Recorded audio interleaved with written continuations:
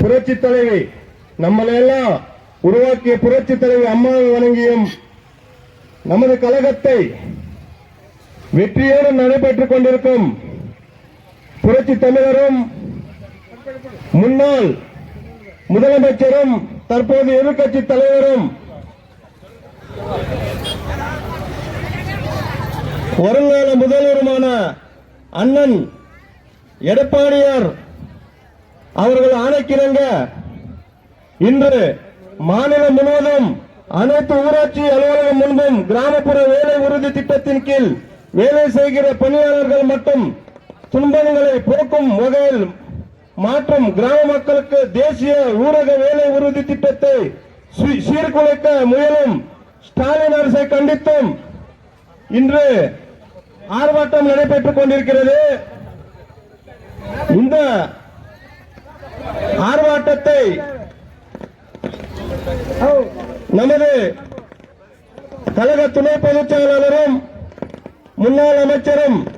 வேப்பனப்பள்ளி சட்டமன்ற உறுப்பினர் அண்ணன் KPM அவர்களின் ஆலோசனைக்கு இணங்கவும் நமக்கு கூட்டணி கட்சி பிஜேபி மற்றும் PMK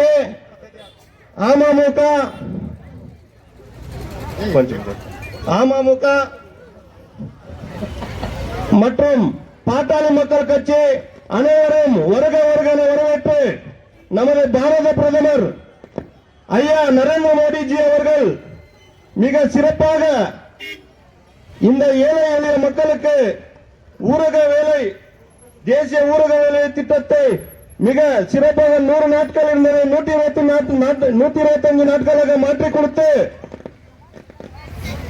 தமிழ்நாட்டை முன்னேறியதாக மாற்ற வேண்டும் என்று செய்து கொண்டிருக்கிறார். இதை திமுக அரசு இந்த திராவிட முன்னேற்ற கழகம் தீய சக்தி என்ற திமுக இதை மக்களை திசை திருப்பி சீர்குலைக்க முயல்கிறது. ஆகையால் இங்கே வந்திருக்கும் பிஜேபி, தேமுதிக, தமிழ் மாநில காங்கிரஸ், அமமுக, பாட்டாளி மக்கள் கட்சி அனைவரும் வருக வருக என வரவேற்று இந்த விழாவினை நமது ஒசூர் வளர்ச்சி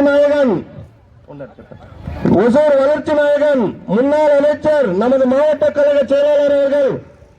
சிறப்புரையாற்ற உள்ளார். இந்த ஆர்ப்பாட்டத்தை தலைமையேற்று நமது தெற்கு ஒன்றிய செயலாளர் அண்ணர் ஹரிஸ் ரெட்டி அவர்கள் நடத்திக் கொடுக்குமாறு கேட்டுக்கொள்கிறேன்.